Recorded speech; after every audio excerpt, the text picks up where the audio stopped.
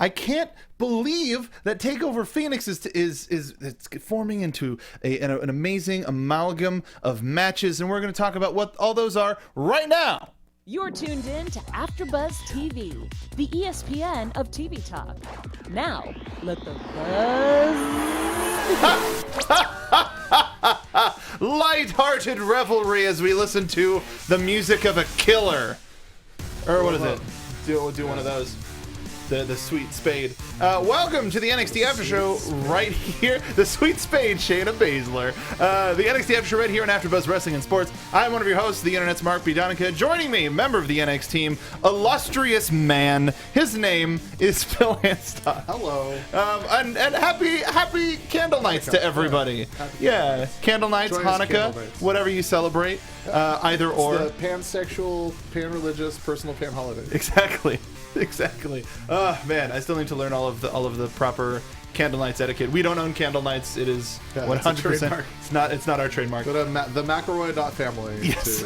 Welcome to the show, everybody. The one and only Robert Baines is not with us tonight. It's a little less gruff here, but he's currently at the dojo, the New Japan dojo, as he's essentially been doing that a lot this year. I think this is his 6th or 7th time. Yeah, he's there all the time. It's like his home away from home. Yeah, he's Doge away from Doge. Woof. He's a young tiger. Yeah. That's I good recently coffee. learned that there was a world champion boxer from Nigeria named Dick Tiger. Really? Yeah, it's a good name. That's a great name. Dick Tiger. How there needs to be a Dick Tiger mask too. Well, I want Dick Tiger to fight Dick Wolf in a battle for Dick supremacy of the Dick Jungle. Well, thank you. We should do. It should be a Dick Zoo. The Dick wolves Wolf, in the the Dick jungle, Tiger. I hope so. Well, there are now, and we've got Steve and the Mew in the booth, and it's going to be a fun sound effect filled time. Yep. Anyway, no, I'm sorry. That was the wrong. That was sarcastic. I'm sorry. But let's get into the show a little bit. We're gonna go in and out of the show because there's some fun stuff happening in the world of professional wrestling that we're gonna talk about. And no, I won't say that yet. We start off the show with if it's the beginning of 2018 and you go, you know what match is going to happen on NXT TV before the end of the year? Matt Riddle versus Punishment Martinez. You know who'd believe you? Probably a couple people, but not a lot. You know, this was a hard-hitting match like a moaf. Punishment took punishment, but he took every hard strike that Riddle threw at him and threw it right back. It was crazy. What'd you think of this one?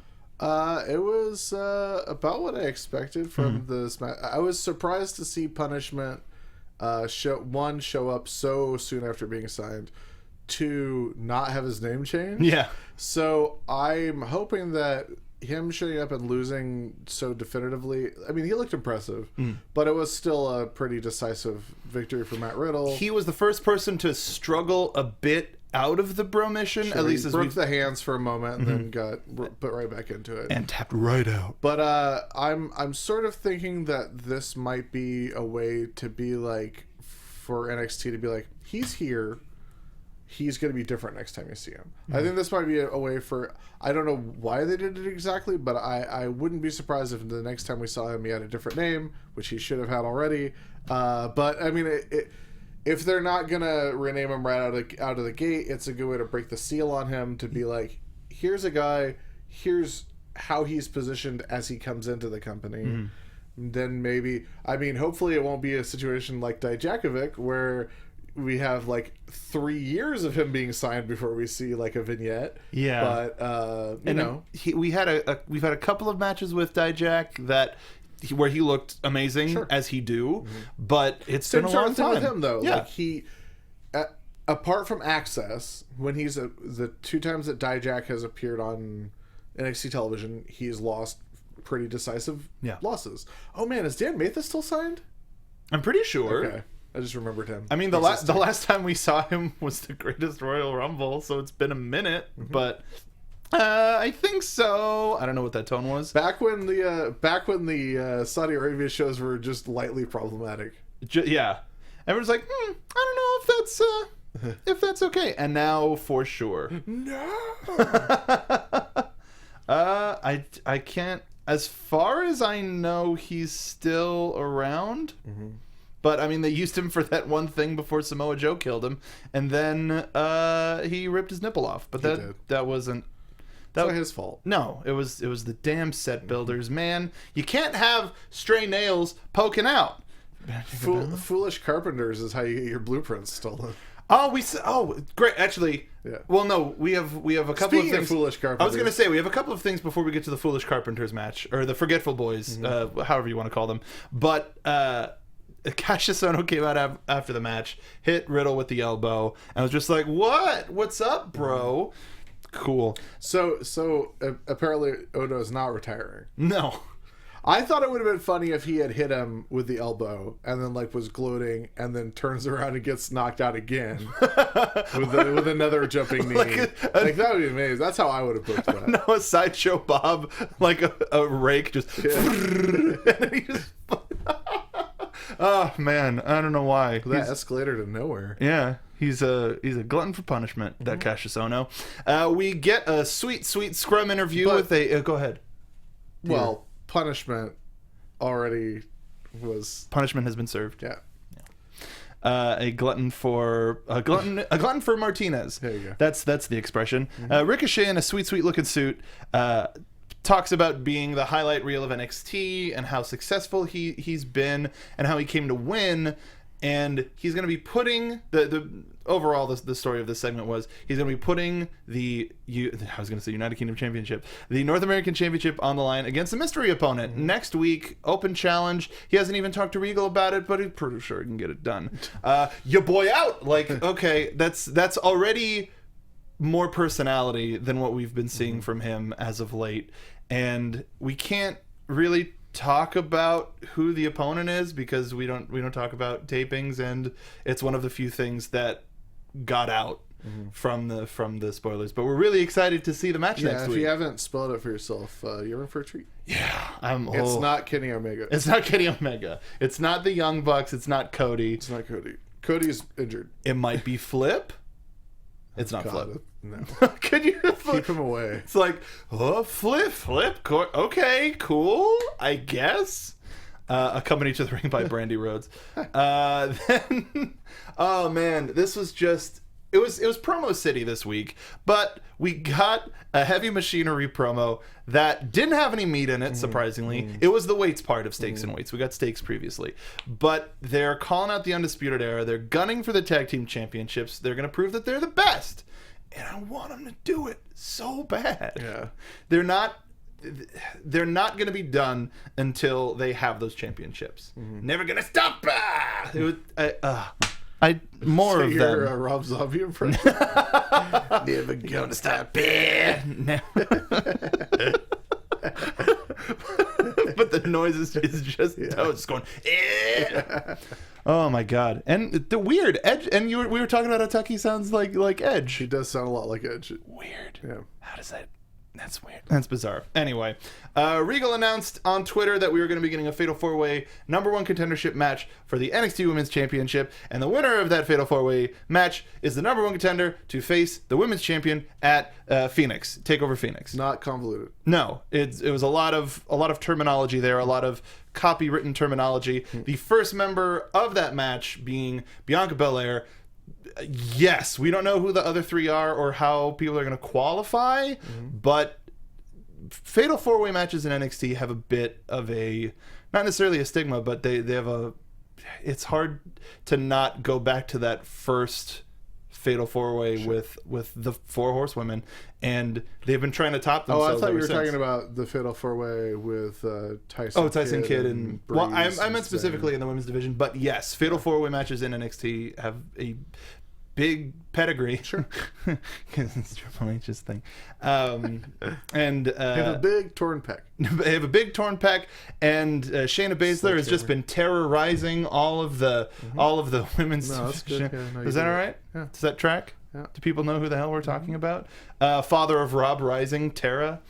But who do you want to see in this Fatal 4-Way? Who do you think deserves to be? Well, no, that's two different questions. Who do you want to see in this Fatal 4-Way? I'd like to see Bianca, Io, Maybe Rhea, and I don't know. Do you think? But I think it's gonna be Bianca, Lacey Evans. I think is definitely gonna be in the match. Io probably, or if not in, well, it depends on who wins. Because if it's Dakota, Io, or Kairi, then the other two are going to be in their corner for. Right, but I don't think Dakota gets into the 4-way after tonight. Yeah. The thing is, like, you kind of need. Kairi's ill. That's right. That's right.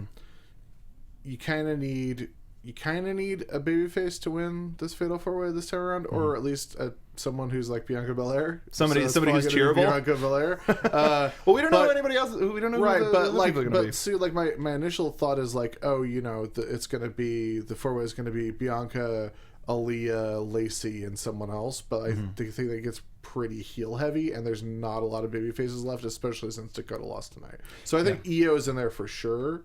And then, you know, you could have the 4 horsewomen cost Io, or you could further the 4 horsewomen versus other 3 ladies thing by having Io win the shot, and then Io is in the Kairi Sane Dakota Kai role, going up against Baszler, and she has the other 2 women in her corner to combat Shafir and Duke. Do you know how long Kairi's recovery is? Because it's something like that, since it's super... Yeah, so for those of you who we talked about it last week. Oh, okay. But I wasn't here. I didn't hear that. That's okay. It's okay. She has hand, foot, and mouth disease, so it's pretty serious. Yeah. Hopefully she's on the mend already, but it could take a while. I don't think she was part of the last tapings. I didn't see...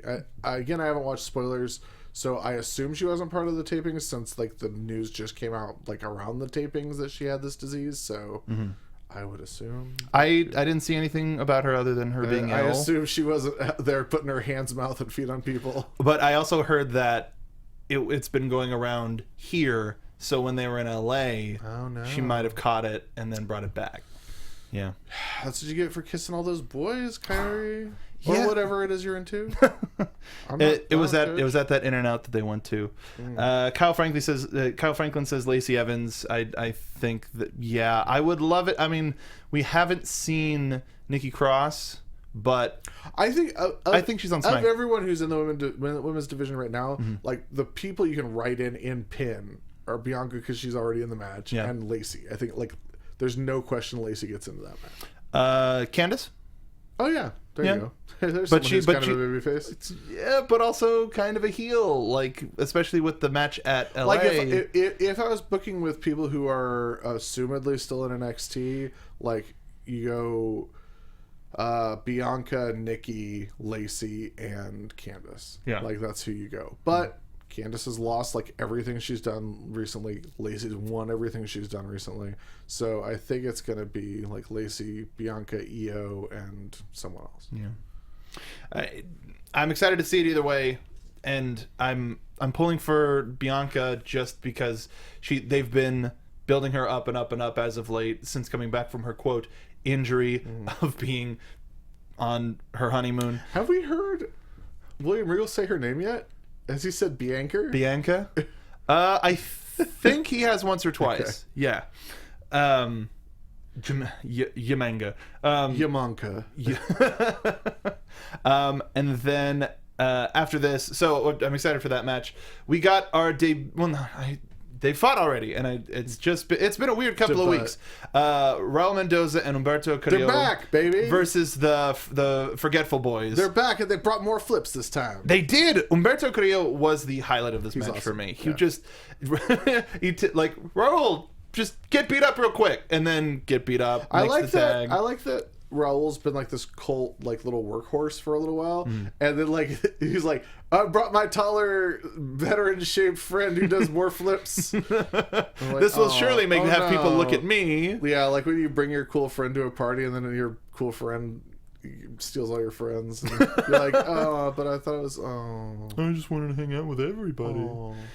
They got a lot of really cool offense in, but it was Blake and Cutler just hitting them real hard. I definitely think that the Blake and Cutler team is the team to go with when you're talking about the Proud Boys. Yep. Braxton, Flaxton, Jackson, Waxon can be on the outside. Man, I loved him when he used to play college football. He was the best. Donkey teeth. Hard donkey chud. Man, I was going through all of these at Thanksgiving, and I totally forgot. NCAA football was like the best football, like better than Madden, and then they took it off the market because they're like, whoops, we're not paying anyone. It's illegal. The last copy of that game that came out, I started a Stanford dynasty, and I named all the players the Key and Peele names, and I won the Heisman with like I don't even remember. Raxton Jackson Flaxton? It wasn't Raxton Jackson Flaxton Waxon. Man, what? I hope that they figure that out. The NCAA ones were always better. Yeah, that's a shame. Speaking of a shame, the Forgotten Sons won with a very boring finisher.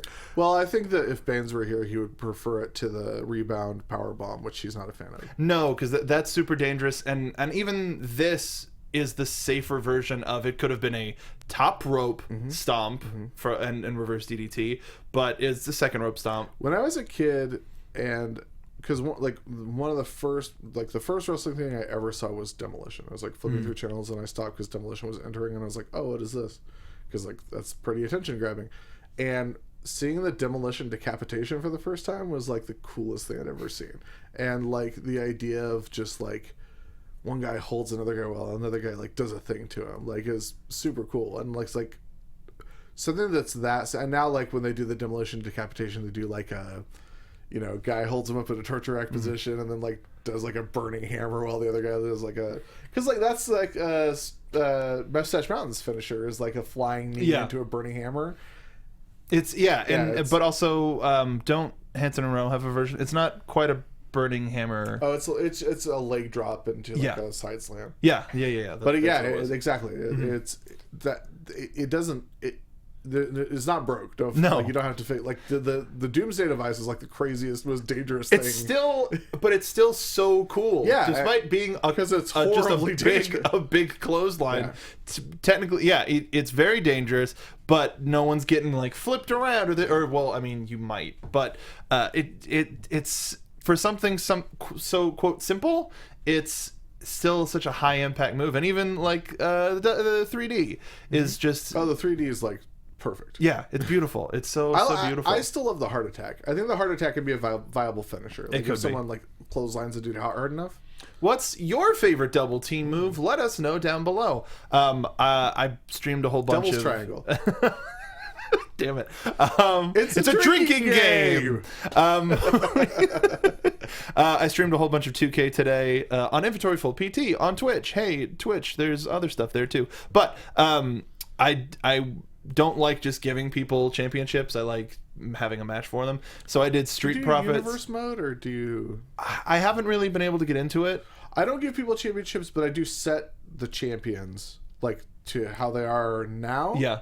Like when I get the game, I set them to how they are, and then I usually go like a couple months without playing again, so then I just update the current the champions, yeah. And then I'll like compete for belts, but I don't just award belts like willy-nilly. No, me either. But I'm not some sort of maniac. Well, every once in a while, I'll be like, let's put a title on the line for this one. Like I did a Jinder Mahal versus Andrade Almas in a backstage brawl for the WCW Hardcore Championship, and I won with a knockout before even being able to do the Colossus. It was great. I was looking. John Cena was in the back doing a promo, and I was trying to get Bumblebee tickets. So Jinder was not hindered in his pursuit of not hindered whatsoever. But I did the Evolve Tag Team Championships, which people created, and I downloaded those online. So I did the Street Profits versus I was like, who could I beat real easy? So I did the Colognes, and I had a 5-star match. But that, speaking all the way around to double team moves, now is a time where everybody's getting so creative, but it's even the basics where Street Profits is a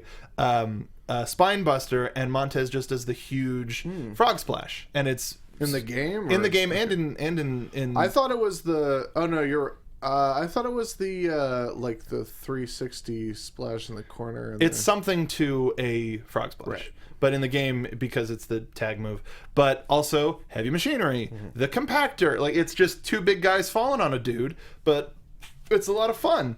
Kyle Franklin says the Unicorn Stampede. That is, and Sharkosaur.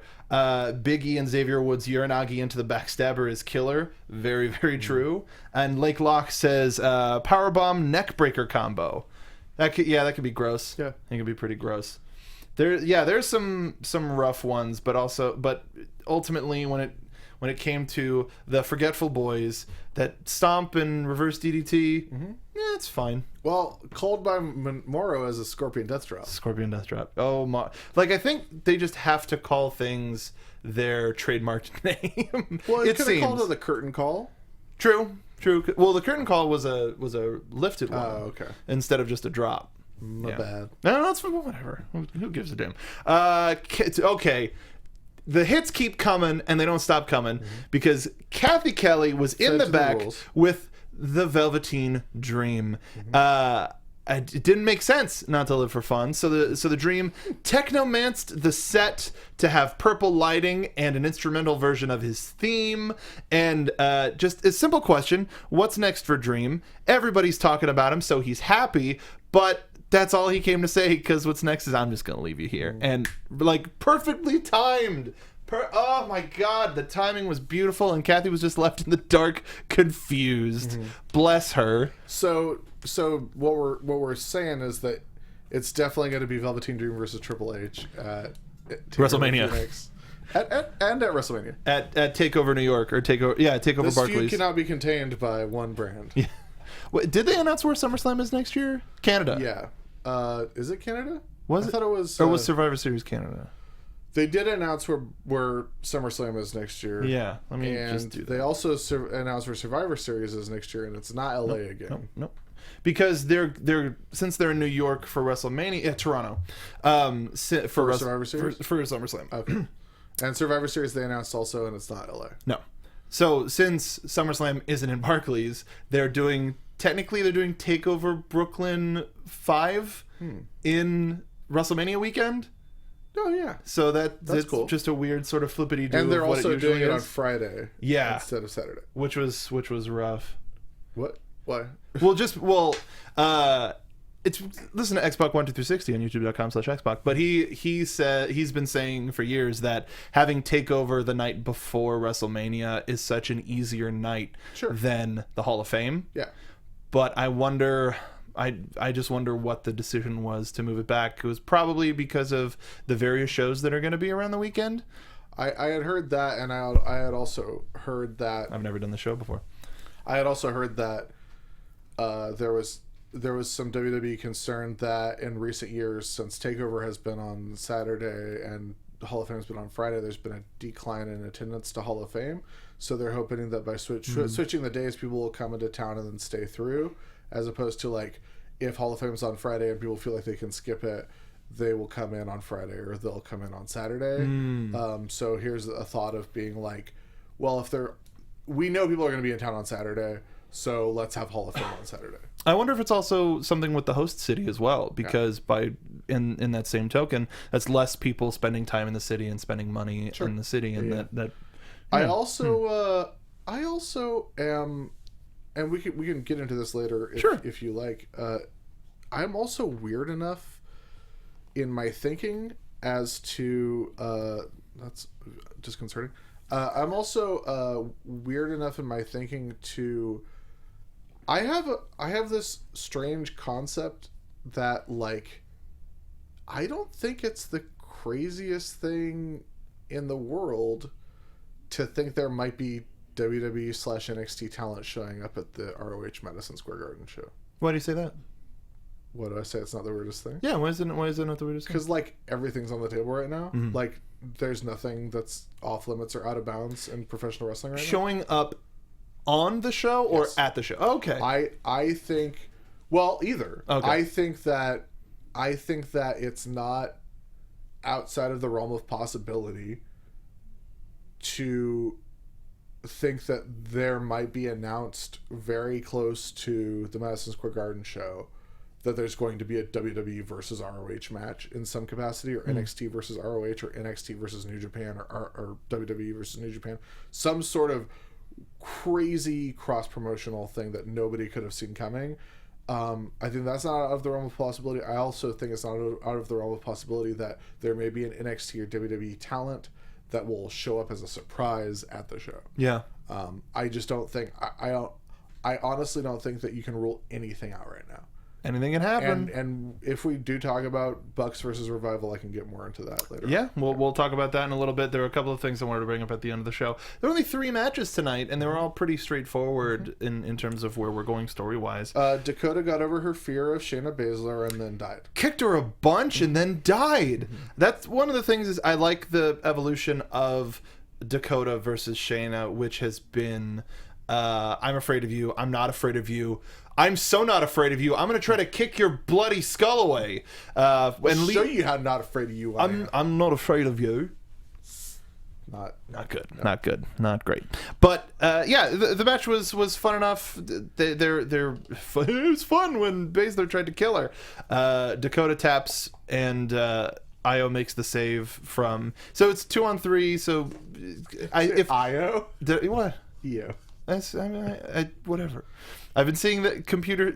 Or as the announcer after the Mae Young Classic semifinals said, Iro. Oh no. Well, for me, Io is Michael Jackson. Eros, God of Love. For me, Io is Michael Jackson. Captain Io. Yeah. Did you find the homing beacon? But we skipped over the Bobby Fish Undisputed Era promo where they were just making up dumb names for the tag team division, and Roddy nailing it with the mighty, more like the Wiki. Very good.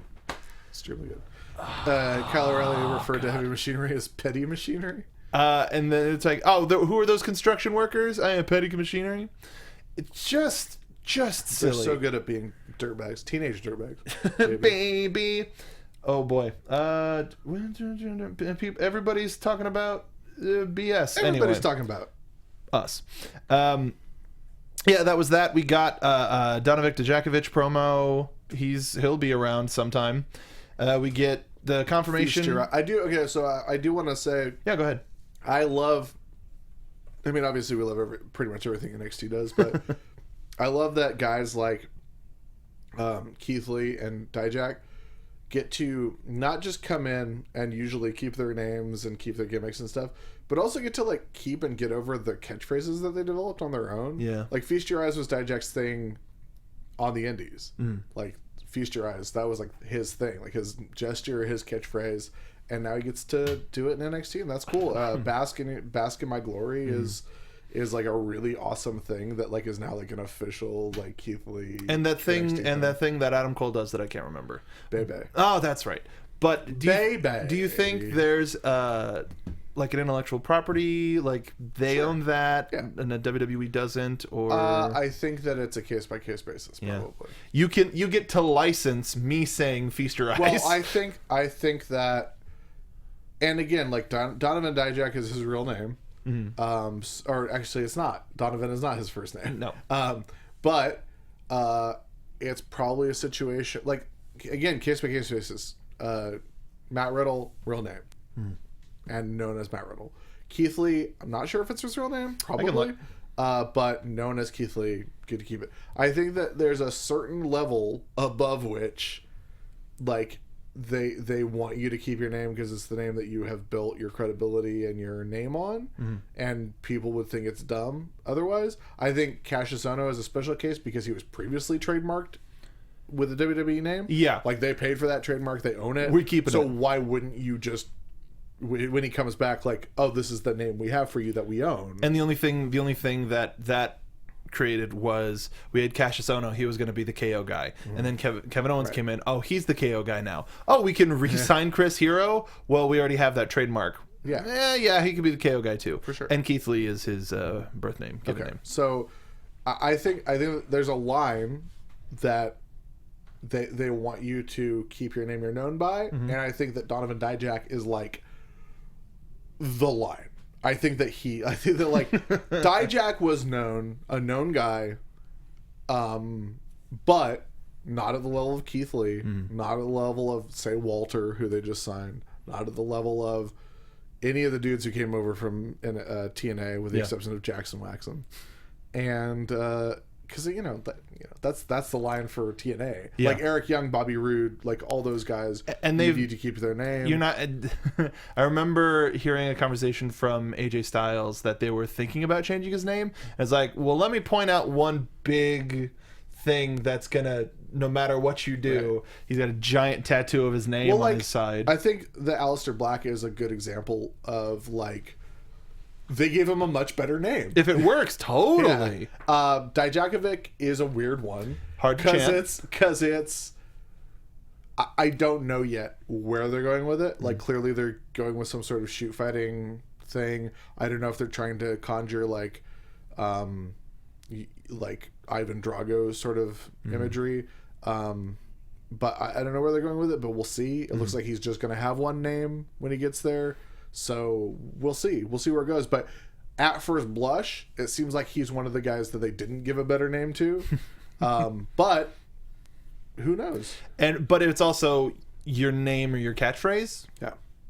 Sometimes catchphrase. Yeah, for sure. And Feast Your Eyes is chantable. And I think Feast Your Eyes and Bask in My Glory are both a situation where like I don't think they necessarily have to sign over the catchphrase yet until they like decide like we want to put this on shirts, it's over, like we want to own it, and then they'll have that conversation and they'll get paid for it. So whatever. Yeah. There's a whole Lake Lock. We actually talked about punishment at the top of the show. So rewind. Rewind. Next week we get the confirmation: EC3 versus Fish and Ricochet versus Boo. No spoilers in the chat if you know who it is. Oh, this party's going till question marks. So the main event of the night was a talking segment where Ciampa was just talking about how nobody likes me and I don't care. I'm going to prove that I'm the sports entertainment of the year in 2019, interrupted by Aleister Black. New nickname came from Nigel on this one, called him the Devil's Envoy. I was like, oh, okay, very nice. But and his huntsman, the sweeps. Black referred to Ciampa as the puppet master, talks about absolving Johnny of his sins. Johnny comes out, and they're just yelling at each other and shouting, and Ciampa's like, you guys should beat each other up like a lot, like really a lot. Why don't you do a steel cage match? Hey, that sounds great. I'm just gonna go, you do your thing, kick in the head. And that was the end of the show. It was a really awesome, really interesting segment. I dug it. I liked it a lot because Johnny's the worst still. Also, it showed that Gargano's willing to still be so easily manipulated by Tommaso Ciampa just at the merest whim, whereas Aleister Black is so focused that he'll just destroy anything you put in front of him. So like from Aleister Black's point of view, he's like, I want Tommaso Ciampa. Gargano comes up and gets in his face, and now he's like trying to make it personal. So it's like, all right, if I have to beat you to get to him, that's fine. And then like if Gargano's like, yeah, steel cage, Aleister Black's like, fine, whatever. I'm just gonna kick you in the face. I loved how animated Aleister Black got, because usually he stays calm, cool, and collected, but with this has all been a very sore subject for him. But him retorting with, Johnny Wrestling is dead, remember, I showed you mercy, just think of what I can do. Yeah, that's like OG wrestling, just I don't like you either, we're gonna stop shouting at each other and beat each other up. And so it seems like, I mean, we just haven't heard any sort of a confirmation from Regal that this match is going to happen at Full Sail. Well, I mean, it's a pretty good idea. But I think this is all awesome, and I think that we keep seeing Aleister get more animated and more furious, and he has every right to be. And I think that the longer they stretch out him being able to get his title rematch against Tommaso Ciampa is going to make it so much more powerful when he finally is able to get his hands on him. Do you think that's WrestleMania weekend? TakeOver New York, as it's going to be called. Not necessarily Brooklyn, but TakeOver New York. I think possibly. Yeah. I think that there's also a possibility we'll get Gargano versus Ciampa with some sort of, different alignment than the past Ciampa versus Gargano matches that we've seen, but who knows? Yeah, I'll be very, very excited to see. Like this trio, these three guys, Aleister Black finding his way into this feud has been amazing, and we're going to get so much more. Speaking of more, let's talk a little bit more about some NXT news. AfterBuzz TV news. There, I did it. Hey, so there's a couple of things. All right, no, hit the quick one. Or don't. Anyway, I'm just watching a cursor just hove around. AfterBuzz TV news. Got it. So we're going to be seeing Roderick Strong taking on the Darby Allin in a... Oh, no, I'm sorry. He's facing Fabian Eichner and Austin Allen. Theory in a triple threat match for the Evolve Championship So on the first he is. night. And then the second night, he's facing Darby Allin. Darby Allin. Do you think this came as a result So of... ashamed of myself that I just knew that. Don't be. Do you think this is as a result of LAX being removed from the tag match? This is separate. Okay. Because so they had announced that LAX was going to take on Street Profits and another person in a 6-man tag. So we were going to have an Impact contracted team taking on a WWE contracted team. Yeah. But then LAX was pulled from the event, and about a week later, Gabe announced that Impact talent will no longer be booked on Evolve shows going forward.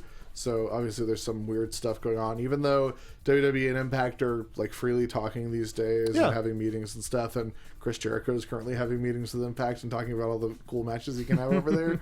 So but again, weird times we're living in, but yeah, that is no longer going to happen. I can't remember whether they've announced a replacement yet. There is a replacement match. So this is the match.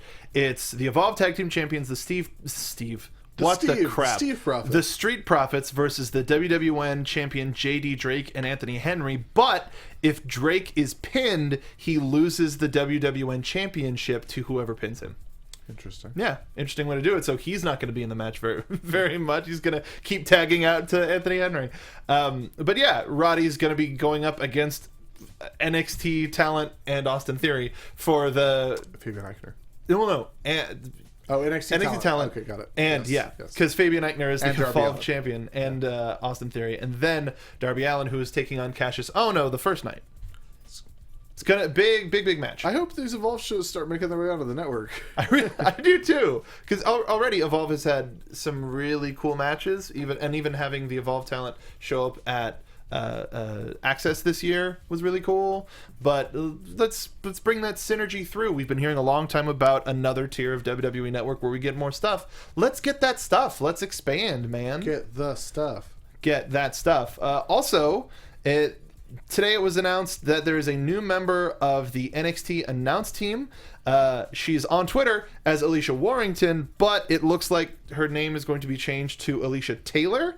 That's the most that we know. We don't know when she's going to start making her appearances, making an appearance on the show, whether it's going to be live first and then TV. Either way. Do we know anything about her? The only related video that I've found is Alicia Warrington just murdering the drums at various rock shows. So she's a musician as well. But yeah, excited to see more from this new member of the show. Also, hi Sarah Schreiber, who might be watching the show right now. So the other thing that I wanted to talk about, she favorited our tweet. The other thing I wanted to talk about, which is just really random, because we are in, and hopefully this is quick, because it's candle nights, because it's Hanukkah.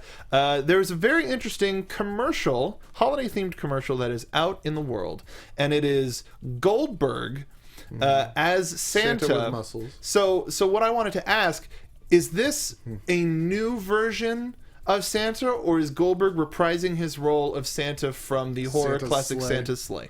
It's the same Santa. Same Santa? Yeah. And he's just a little reformed? Or This still a time demon? he's got a souped up hot rod that he's going to use to drive around and murder people. Like, this is the prologue commercial. They're not showing the bloody aftermath of what comes next. Yeah, I'm all about it.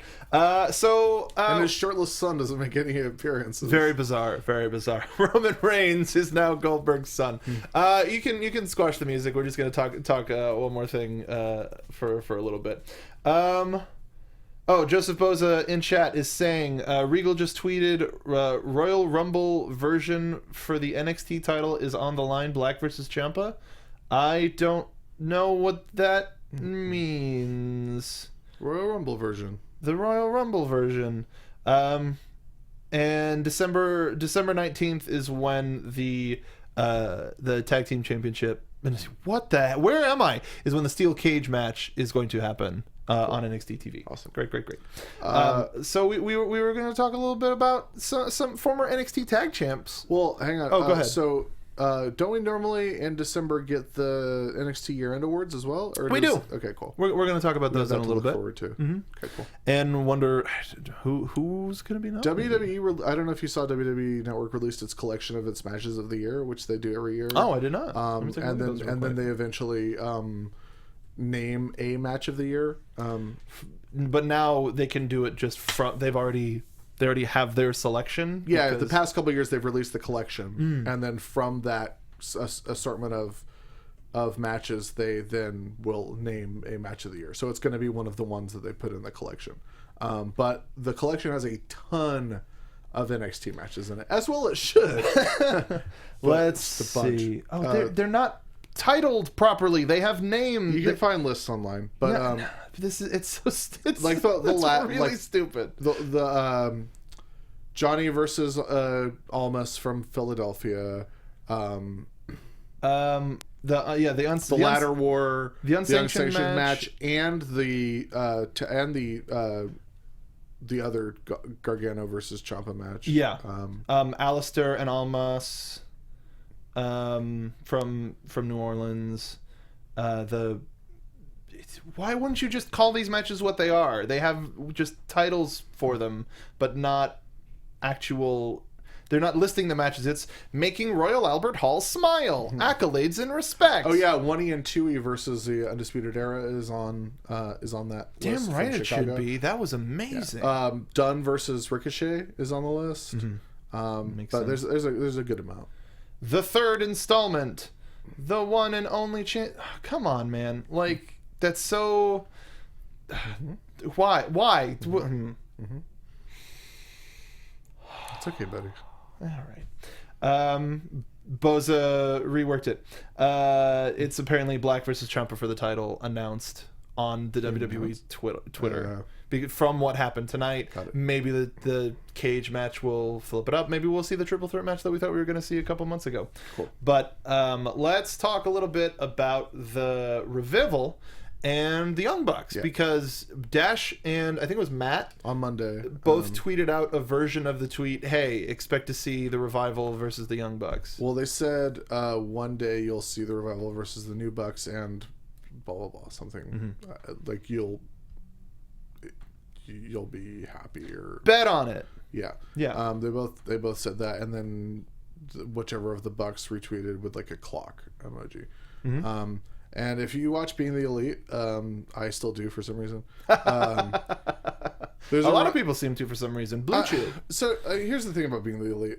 It's enjoyable, and they put together they're really good at storytelling, and they've gotten last year I watched from episode 1 just because I was curious. Like, I'm curious at what point this became Being the Elite.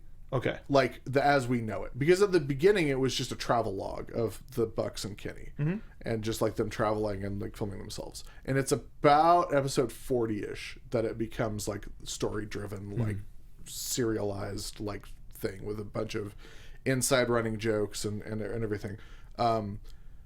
And you know, they were really good at storytelling for a long time, and it all culminated in All In, and it's still enjoyable like for the most part, but it's like since they've entered free agent season, like it's just been like pretty insufferable with like, hey, did you guys know WWE sucks and is bad and dumb?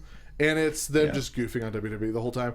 And like the Christopher Daniels stuff that they've been doing recently is like really fun and funny, but like the other stuff is less so. But anyway, that's just my opinion. No, that's fine. If you're still enjoying Being the Elite, go nuts. More power guys. to you. But you know, the past couple months, or since All In, basically, they've been doing this ticking clock gag, where all like the Bucks, Hangman, the Bucks, Hangman, Cody, Brandy, they all start hearing a ticking clock, and then they look at their phones and there's counting down to when their contracts expire, and then Flip walks by and he's like, mine says 2 years. So they've all been hearing ticking clocks, and like Cody got possessed by WWE for a while. Triple H has been showing up hitting people with a sledgehammer. Brandy and Cody and even Pharaoh have gotten a case of the money shakes lately. So yeah, I mean, there's still fun stuff on there. Yeah, but it's sometimes it goes from silly to what are you doing? but as we all expected, like everyone knew that the Bucks and Cody and Kenny's contracts and commitments are up in January. I think Kenny's is like the end of January. I know that they all are running through, like, I know that the Bucks are running through Wrestle Kingdom at least with their New Japan / ROH contract. That's good. And Cody, his final commitments for ROH at the moment are Final Battle, where he's facing Jay Lethal for the title. So he's not under contract anymore. Nick and Matt's contracts are up very soon, as is Hangman's. Hangman has already turned down a new contract from ROH, and he's waiting for what they've pledged repeatedly, that the whole being the Elite crew that won't be under contract anymore, which is to say Hangman, the Bucks, Cody, and Kenny, whatever they do next, they're all staying together. Like, that's legit. That's been confirmed by several sources that they're all going the same place. There's rampant speculation right now about the son of the owner of the Jacksonville Jaguars is interested in making a promotion around the Elite crew. There's the copyright of all Elite Wrestling, which nobody's really kind of talking about. But copyrights have been filed. Trademarks have been filed. Trademarks, yeah. Cody and Brandy recently spent a Sunday in the box of the Jacksonville Jaguars, and like, there's a whole bunch of stuff that's Kazarian and Daniels are also not renewing. Okay. Their contracts will also run out. Skrull is still under contract through February or something. He has a few months longer on his contract than the other guys do. So he's locked up a little bit longer. Flip, again, signed for 2 years to ROH. So he's got some time. And I believe Scorpio as well signed. I believe because he signed with ROH well after Kazarian and Daniels were already under contract. So he may be locked up. He may not be. It might have been a short-term contract. He might not be on a contract at all. But from what I understood, he signed with ROH while Kazarian and Daniels were already under contract. So SCU formed after Kazarian and Daniels were already under an existing contract, and then Scorpio came aboard. Did you guys talk about Brody last week? That didn't happen yet. Brody and PCO signed to Ring of Honor, which is ridiculous. That's amazing. So, again, there's speculation that the Elite crew, what they're going to end up doing is starting their own company. Cody has talked about unionization, which is awesome. Very cool. Wrestlers should be unionized. Everything should be unionized. Nationalized pro wrestling. But so they very much are interested. It's been pretty clear they're interested in doing their own thing. I think that I have a lot of thoughts about the potential of them starting that. My biggest thought is I think that I am so happy for that whole crew. Yes. I think what they've done is amazing and commendable, and they've proved that there are no limits for professional wrestling. There are no limits for what pro wrestlers are capable of.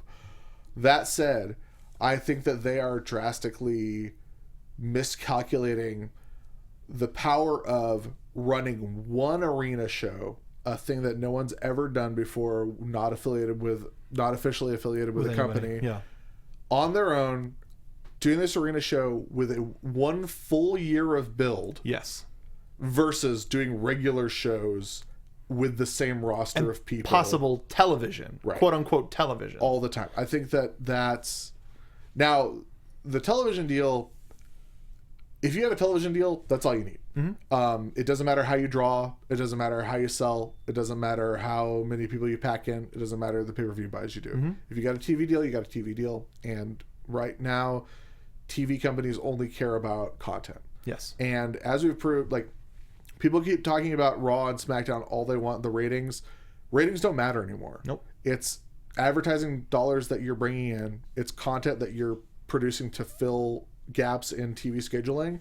Television is so different from what it was during the Monday Night Wars era, where ratings actually mattered and they were pulling in the biggest ratings of all time. That doesn't matter anymore. That's not how television operates anymore. Television used to cancel shows that got 20 million viewers every week because they're like, not worth our time, not good enough. And now television shows will stay on the air forever with 1 million viewers or less every week, because it's content and they're making money off of advertising. And as long as the advertising dollars that they're bringing in is greater than the cost of production, it's a win. And that's all that matters. And ratings don't matter at all. I also wonder if they're going to, excuse the phrase, they're going to buck the traditional television deal and maybe go straight to Twitch and get that Bezos money. Xenoar asked, do you think AEW, which, we have no confirmations, blah, blah, blah, whatever, but do you think whatever this new project is should follow the NXT model of type of venue, streaming, taped shows, etc., etc.? I think that they have to. They're going to have to. I think that if you're not WWE, Impact does it. ROH does it. Championship from Hollywood does it. Yeah, if you're not WWE, that's how you have to operate. Because you have to find an affordable venue, book it, tape several weeks of television, do an occasional live thing. Yeah. That's fine. That's fine. Do it. It's rad. It's what works. Or if you don't have television, do the model that literally AIW, AAW, CZW, PCW, PWG. Do a special every month, or do 2 shows every month and put it out on the internet or put it out on DVD. Whatever. It all works. As long as you're profitable, you're profitable. So what I'm trying to get at is I feel like there's absolutely no chance the ROH show would have sold out if New Japan wasn't involved at Madison Square Garden. I can agree with that. And I think that ROH and New Japan are waning a little bit. And I think the Elite guys are still doing great. They're still making a ton of money. They're still selling a ton of merch. They're still selling out meet and greets everywhere they go. Awesome. Keep doing it. I think that ROH, if regardless of whether AEW is real, if the Elite crew doesn't sign back to ROH and does their own thing or just goes independent, ROH needs to partner with them in some capacity. They need to partner with the guys. Crew. Yeah. Do you think? Speaking of the Elite crew, somebody that's just kind of on the right on the outside of that. Do you think there's any chance of Okada jumping to whatever this partnership is going to be? Because I think that would also put another dent in New Japan. Yeah, I think it's possible. I don't know. Possible, not probable. Well, because New Japan's been so I would have thought if there's anyone who was going to jump from New Japan, it'd be Naito, but he's already turned down a WWE deal. Yeah. And by the way, while this is all going on, WWE is apparently hard going after people to the point where they're actually tampering right now. Which makes me, I just had the idea where we were talking earlier about Evolve being on the network. What if the TV deal is with the WWE network? That's what I was trying to build to. No, I'm very long-winded, and I often get distracted by all of the thoughts in my head instead of just taking a direct route. We also don't get an opportunity to talk like this very often. I think that AEW, super real possibility. AEW, if it happens, very distinct possibility it partners with WWE. Extremely good possibility, and whether it's AEW, whether Elite just doesn't sign with anyone and remains fully autonomous, I think WWE is in a position, and I think that these 6 or 7 dudes are in a position where they have the power to be like, we'll come work WWE once in a while. We'll come work NXT once in a while. We'll be there when you need us there, or we'll be there, if on our terms. Yes. I think that they have the power to do that, and I think WWE is in a position where they don't necessarily crave exclusivity the way that they used to. And I know that there's a big argument going on right now about the indies and the NXT UK contracts and stuff. We talked about that last week too. Which is all a bunch of malarkey and hullabaloo. Like the buyout clause in contracts is standard for anyone who does business. Like that's people who are making anything out of that is absolutely nothing at all. Yeah. But the people under contract themselves are saying like chill out, like it's not relax. Really, it's not really not that any big different. of a deal. It's not that different than what we were doing. Also, do you guys have any idea how many indie dudes there are who are tearing it up over here who are ready to go to that next level and we're taking their place? Like the indies are going to be fine. And I have to say this a bunch. Like I remember when people thought that there's no way the indies could possibly survive Nigel and Joe and Danielson and Davey Richards getting signed all at the same time. There's no way we can survive Oh that. my God. What will happen? Oh God, oh man, oh God, oh man. And now they're going to sign me. Oh my God. Disappointed. I'm really hopeful that just to satiate the fans, I think WWE wants to be the place where the Bucks and the Revival match happens because they know all of that money, all of that money. But unfortunately, we are out of time for this week's episode of the NXT After Show right here on AfterBuzz TV and Wrestling. If only we had a place where we had more time to talk about this. Weird. More on that later. But for now, make sure to follow Robert Baines at Baines Destroy. Bill, what are you working on? Hi, you can find me on all social media at Sundown Motel. I feel like I have something coming up that maybe I'm not thinking of. But if I don't, guess what? Shipping out very soon, if not already in your comic book stores, is issue 23 of the Boom Comics WWE official comic book. And not only do I have a backup story in there, my last name is on the cover, which is super cool and very strange to me. Again, just a 2-page backup story for now, but I do have more stuff coming to the official WWE comic book very soon. So if you want to support me and a very cool comic book, check out WWE issue number 23, which you can buy on the Boom Comics website, at your comic shop, or on Amazon. And the fact that Boom is such a great company, and they do a lot of great work, so I'm so stoked for you. Thanks, You can follow me on Twitter at Mark Bidonica. Make sure to go to tpublic.com/NXteam. Everything's on sale for the next 5 hours. What? You can get all of our stuff on sale, including our Kathy Kelly guy shirt, our New Day parody shirt, our wrestling professional shirt. That's a keeper. Make sure to check out our store there. Follow me at Mark Bidonica. Follow everybody here at AfterBuzz TV. Check out XPuck12360. We had Fred Rosser, formerly known as Darren Young, in studio. Amazing conversation. Block the hate. And microphones. Thank you for watching. Thank you for watching this episode. We'll see you next time. Bye, everybody. Our founder, Keven Undergaro, Phil Svitek, and me, Maria Menounos, would like to thank you for tuning in to AfterBuzz TV. Remember, we're not just the first, we're the biggest in the world, and we're the only destination for all your favorite TV shows. Whatever you crave, we've got it. So go to AfterBuzzTV.com and check out our lineup. Buzz you later.